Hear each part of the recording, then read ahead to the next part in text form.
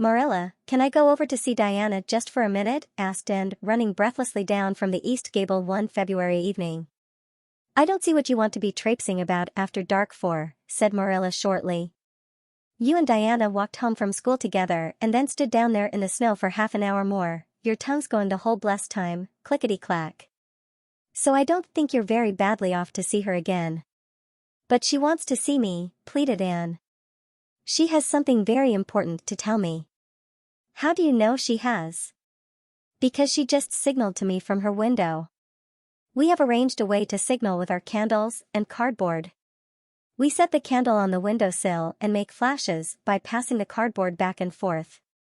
So many flashes mean a certain thing.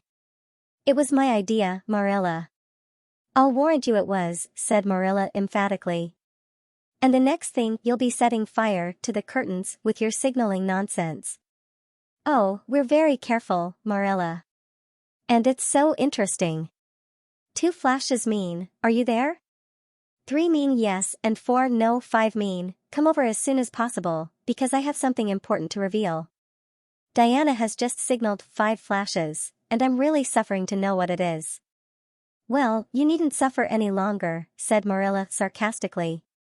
You can go, but you're to be back here in just 10 minutes, remember that. And did remember it and was back in the stipulated time, although probably no mortal will ever know just what it cost her to confine the discussion of Diana's important communication within the limits of 10 minutes. But at least she had made good use of them. Oh, Marilla, what do you think? You know tomorrow is Diana's birthday. Well, her mother told her she could ask me to go home with her from school and stay all night with her. And her cousins are coming over from Newbridge in a big pung sleigh to go to the debating club concert at the hall tomorrow night. And they are going to take Diana and me to the concert, if you'll let me go, that is. You will, won't you, Marilla? Oh, I feel so excited. You can calm down then, because you're not going. You're better at home in your own bed, and as for that club concert, it's all nonsense, and little girls should not be allowed to go out to such places at all. I'm sure the debating club is a most respectable affair, pleaded Anne. I'm not saying it isn't. But you're not going to begin gaddying about to concerts and staying out all hours of the night. Pretty doings for children. I'm surprised at Mrs. Barry's letting Diana go. But it's such a very special occasion, mourned Anne, on the verge of tears. Diana has only one birthday in a year. It isn't as if birthdays were common things, Marilla. Prissy Andrews is going to recite Curfew Must Not Ring tonight. That is such a good moral piece, Marilla, I'm sure it would do me lots of good to hear it. And the choir are going to sing 4 lovely pathetic songs that are pretty near as good as hymns. And oh, Marilla, the minister is going to take part, yes, indeed, he is, he's going to give an address. That will be just about the same thing as a sermon. Please, mayn't I go, Marilla? You heard what I said. And, didn't you? Take off your boots now and go to bed. It's past 8. There's just one more thing, Marilla, said Anne, with the air of producing the last shot in her locker. Mrs. Barry told Diana that we might sleep in the spare room bed. Think of the honor of your little and being put in the spare room bed. It's an honor you'll have to get along without.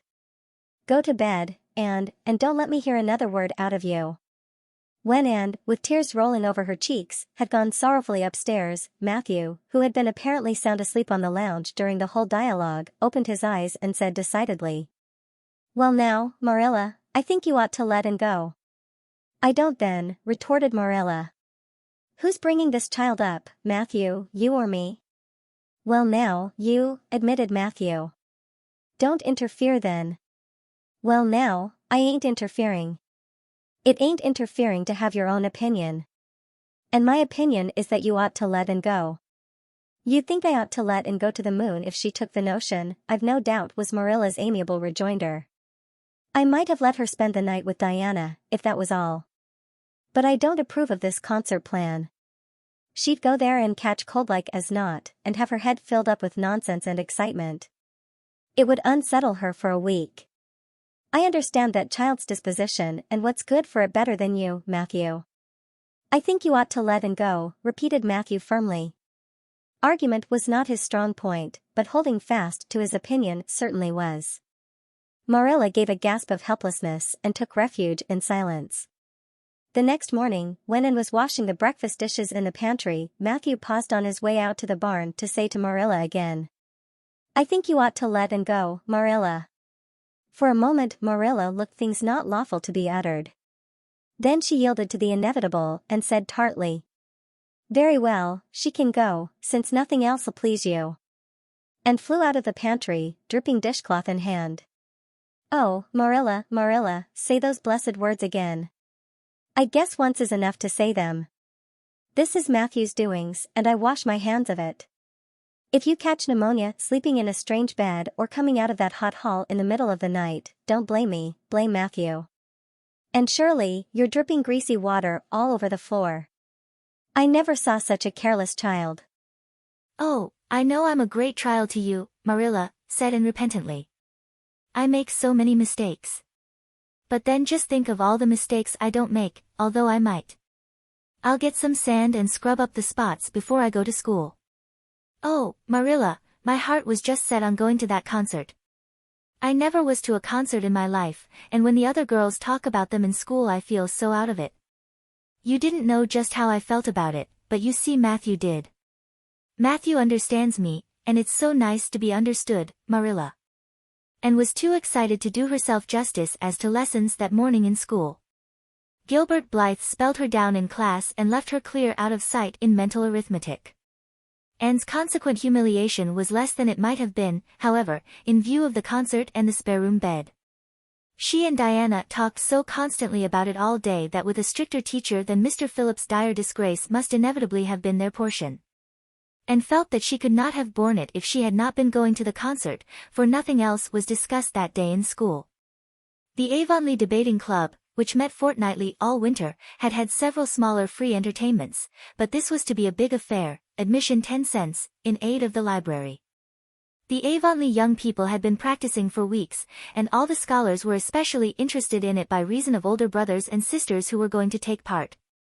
Everybody in school over 9 years of age expected to go, except Carrie Sloane, whose father shared Marilla's opinions about small girls going out to night concerts. Carrie Sloane cried into her grammar all the afternoon and felt that life was not worth living. And the real excitement began with the dismissal of school and increased therefrom in crescendo until it reached to a crash of positive ecstasy in the concert itself. They had a perfectly elegant tea, and then came the delicious occupation of dressing in Diana's little room upstairs. Diana did Anne's front hair in the new pompadour style and tied Diana's bows with the especial knack she possessed, and they experimented with at least half a dozen different ways of arranging their back hair. At last they were ready, cheeks scarlet and eyes glowing with excitement. True, and could not help a little pang when she contrasted her plain black tam and shapeless, tight-sleeved, homemade grey cloth coat with Diana's jaunty fur cap and smart little jacket. But she remembered in time that she had an imagination and could use it. Then Diana's cousins, the Mays from Newbridge, came. They all crowded into the big pung sleigh, among straw and furry robes, and reveled in the drive to the hall, slipping along over the satin-smooth roads with the snow crisping under the runners. There was a magnificent sunset, and the snowy hills and deep blue water of the St. Lawrence Gulf seemed to rim in the splendor like a huge bowl of pearl and sapphire brimmed with wine and fire. Tinkles of sleigh bells and distant laughter, that seemed like the mirth of wood elves, came from every quarter. "Oh, Diana," breathed Anne, squeezing Diana's mittened hand under the fur robe, "isn't it all like a beautiful dream? Do I really look the same as usual? I feel so different that it seems to me it must show in my looks." "You look awfully nice," said Diana, who having just received a compliment from one of her cousins, felt that she ought to pass it on. "You've got the loveliest color." The program that night was a series of thrills for at least one listener in the audience, and, as Anne assured Diana, every succeeding thrill was thrillier than the last. When Prissy Andrews, attired in a new pink silk waist with a string of pearls about her smooth white throat and real carnations in her hair, rumor whispered that the master had sent all the way to town for them for her, climbed the slimy ladder, dark without one ray of light, and shivered in luxurious sympathy, when the choir sang, far above the gentle daisies, and gazed at the ceiling as if it were frescoed with angels, when Sam Sloane proceeded to explain and illustrate how Sakari set a and laughed until people sitting near her laughed too, more out of sympathy with her than with amusement at a selection that was rather threadbare even in Avonlea, and when Mr. Phillips gave Mark Antony's oration over the dead body of Caesar in the most heart-stirring tones, looking at Prissy Andrews at the end of every sentence, and felt that she could rise and mutiny on the spot if but one Roman citizen led the way. Only one number on the program failed to interest her. When Gilbert Blythe recited Bingen on the Rhine, and picked up Rhoda Murray's library book and read it until he had finished, when she sat rigidly stiff and motionless while Diana clapped her hands until they tingled. It was 11 when they got home, sated with dissipation, but with the exceeding sweet pleasure of talking it all over still to come. Everybody seemed asleep and the house was dark and silent. Anne and Diana tiptoed into the parlor, a long narrow room out of which the spare room opened. It was pleasantly warm and dimly lighted by the embers of a fire in the grate. "Let's undress here," said Diana. "It's so nice and warm." "Hasn't it been a delightful time?" sighed Anne rapturously. "It must be splendid to get up and recite there." "Do you suppose we will ever be asked to do it, Diana?"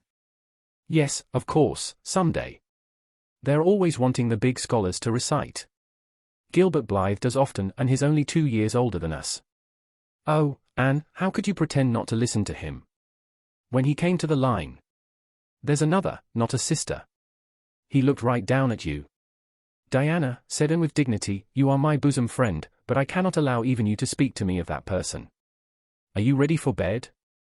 Let's run a race and see who'll get to the bed first." The suggestion appealed to Diana. The two little white-clad figures flew down the long room, through the spare room door, and bounded on the bed at the same moment. And then, something moved beneath them, there was a gasp and a cry, and somebody said in muffled accents, "Merciful goodness!" Anne and Diana were never able to tell just how they got off that bed and out of the room. They only knew that after one frantic rush they found themselves tiptoeing shiveringly upstairs. "Oh, who was it? What was it?" whispered Anne, her teeth chattering with cold and fright. "It was Aunt Josephine," said Diana, gasping with laughter. "Oh, Anne, it was Aunt Josephine, however she came to be there. Oh, and I know she will be furious. It's dreadful, it's really dreadful, but did you ever know anything so funny, Anne? Who is your Aunt Josephine?" "She's Father's aunt and she lives in Charlottetown.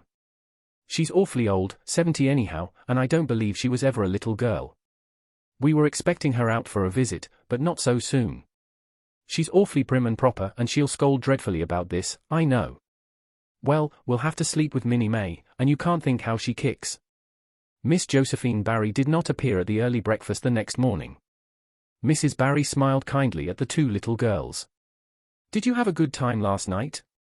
I tried to stay awake until you came home, for I wanted to tell you Aunt Josephine had come and that you would have to go upstairs after all, but I was so tired I fell asleep. I hope you didn't disturb your aunt, Diana." Diana preserved a discreet silence, but she and Anne exchanged furtive smiles of guilty amusement across the table. Anne hurried home after breakfast and so remained in blissful ignorance of the disturbance which presently resulted in the Barry household, until the late afternoon, when she went down to Mrs. Lynde's on an errand for Marilla. "So you and Diana nearly frightened poor old Miss Barry to death last night?" said Mrs. Lynde severely, but with a twinkle in her eye. "Mrs. Barry was here a few minutes ago on her way to Carmody. She's feeling real worried over it. Old Miss Barry was in a terrible temper when she got up this morning, and Josephine Barry's temper is no joke, I can tell you that. She wouldn't speak to Diana at all." "It wasn't Diana's fault," said Anne contritely. "It was mine. I suggested racing to see who would get into bed first." "I knew it," said Mrs. Lynde, with the exultation of a correct guesser. "I knew that idea came out of your head. Well, it's made a nice lot of trouble, that's what. Old Miss Barry came out to stay for a month, but she declares she won't stay another day and is going right back to town tomorrow, Sunday, and all as it is. She'd have gone today if they could have taken her. She had promised to pay for a quarter's music lessons for Diana, but now she is determined to do nothing at all for such a tomboy. Oh, I guess they had a lively time of it there this morning. The Barrys must feel cut up. Old Miss Barry is rich and they'd like to keep on the good side of her. Of course, Mrs. Barry didn't say just that to me, but I'm a pretty good judge of human nature, that's what. I'm such an unlucky girl," mourned Anne. "I'm always getting into scrapes myself and getting my best friends, people I'd shed my heart's blood for, into them too. Can you tell me why it is so, Mrs. Lynde? It's because you're too heedless and impulsive, child, that's what. You never stop to think, whatever comes into your head to say, or do you say or do it without a moment's reflection? Oh, but that's the best of it, protested Anne. Something just flashes into your mind, so exciting, and you must out with it. If you stop to think it over, you spoil it all. Haven't you never felt that yourself, Mrs. Lynde? No, Mrs. Lynde had not. She shook her head sagely. You must learn to think a little, Anne, that's what. The proverb you need to go by is, look before you leap, especially into spare-room beds. Mrs. Lynde laughed comfortably over her mild joke, but Anne remained pensive. She saw nothing to laugh at in the situation, which to her eyes appeared very serious. When she left Mrs. Lynde's, she took her way across the crusted fields to Orchard Slope. Diana met her at the kitchen door. Your Aunt Josephine was very cross about it, wasn't she? Whispered Anne. Yes, answered Diana, stifling a giggle with an apprehensive glance over her shoulder at the closed sitting-room door. She was fairly dancing with rage, Anne. Oh, how she scolded. She said I was the worst-behaved girl she ever saw and that my parents ought to be ashamed of the way they had brought me up. She says she won't stay and I'm sure I don't care. But father and mother do. Why didn't you tell them it was my fault? Demanded Anne. It's likely I'd do such a thing, isn't it? Said Diana with just scorn. I'm no telltale, and surely, and anyhow I was just as much to blame as you. Well, I'm going in to tell her myself, said Anne resolutely. Diana stared. And Shirley, you'd never. Why, she'll eat you alive. Don't frighten me any more than I am frightened, implored Anne. I'd rather walk up to a cannon's mouth. But I've got to do it, Diana. It was my fault and I've got to confess. I've had practice in confessing, fortunately. Well, she's in the room, said Diana. You can go in if you want to. I wouldn't dare. And I don't believe you'll do a bit of good. With this encouragement Anne bearded the lion in its den, that is to say, walked resolutely up to the sitting-room door and knocked faintly. A sharp "come in" followed. Miss Josephine Barry, thin, prim, and rigid, was knitting fiercely by the fire, her wrath quite unappeased and her eyes snapping through her gold-rimmed glasses. She wheeled around in her chair, expecting to see Diana, and beheld a white-faced girl whose great eyes were brimmed up with a mixture of desperate courage and shrinking terror. "Who are you?" demanded Miss Josephine Barry, without ceremony. "I'm Anne of Green Gables," said the small visitor tremulously, clasping her hands with her characteristic gesture, "and I've come to confess, if you please." "Confess what?" "That it was all my fault about jumping into bed on you last night. I suggested it. Diana would never have thought of such a thing, I am sure. Diana is a very ladylike girl, Miss Barry. So you must see how unjust it is to blame her." "Oh, I must, hey? I rather think Diana did her share of the jumping at least. Such carryings on in a respectable house." "But we were only in fun," persisted Anne. "I think you ought to forgive us, Miss Barry, now that we've apologized. And anyhow, please forgive Diana and let her have her music lessons. Diana's heart is set on her music lessons, Miss Barry, and I know too well what it is to set your heart on a thing and not get it. If you must be cross with anyone, be cross with me. I've been so used in my early days to having people cross at me that I can endure it much better than Diana can." Much of the snap had gone out of the old lady's eyes by this time and was replaced by a twinkle of amused interest. But she still said severely, "I don't think it is any excuse for you that you were only in fun. Little girls never indulged in that kind of fun when I was young. You don't know what it is to be awakened out of a sound sleep, after a long and arduous journey, by two great girls coming bounce down on you." "I don't know, but I can imagine," said Anne eagerly. "I'm sure it must have been very disturbing. But then, there is our side of it too. Have you any imagination, Miss Barry? If you have, just put yourself in our place. We didn't know there was anybody in that bed and you nearly scared us to death. It was simply awful the way we felt. And then we couldn't sleep in the spare room after being promised. I suppose you are used to sleeping in spare rooms. But just imagine what you would feel like if you were a little orphan girl who had never had such an honor." All the snap had gone by this time. Miss Barry actually laughed, a sound which caused Diana, waiting in speechless anxiety in the kitchen outside, to give a great gasp of relief. "I'm afraid my imagination is a little rusty, it's so long since I used it," she said. I dare say your claim to sympathy is just as strong as mine. It all depends on the way we look at it. Sit down here and tell me about yourself. I am very sorry I can't, said Anne firmly. I would like to, because you seem like an interesting lady, and you might even be a kindred spirit although you don't look very much like it. But it is my duty to go home to Miss Marilla Cuthbert. Miss Marilla Cuthbert is a very kind lady who has taken me to bring up properly. She is doing her best, but it is very discouraging work. You must not blame her because I jumped on the bed. But before I go I do wish you would tell me if you will forgive Diana and stay just as long as you meant to in Avonlea. I think perhaps I will if you will come over and talk to me occasionally, said Miss Barry. That evening Miss Barry gave Diana a silver bangle bracelet and told the senior members of the household that she had unpacked her valise. I've made up my mind to stay simply for the sake of getting better acquainted with that Anne girl, she said frankly. She amuses me, and at my time of life an amusing person is a rarity. Marilla's only comment when she heard the story was, I told you so. This was for Matthew's benefit. Miss Barry stayed her month out and over. She was a more agreeable guest than usual, for Anne kept her in good humor. They became firm friends. When Miss Barry went away she said, Remember, you Anne girl, when you come to town you're to visit me and I'll put you in my very sparest spare room bed to sleep. Miss Barry was a kindred spirit, after all, and confided to Marilla. You wouldn't think so to look at her, but she is. You don't find it right out at first, as in Matthew's case, but after a while you come to see it. Kindred spirits are not so scarce as I used to think. It's splendid to find out there are so many of them in the world.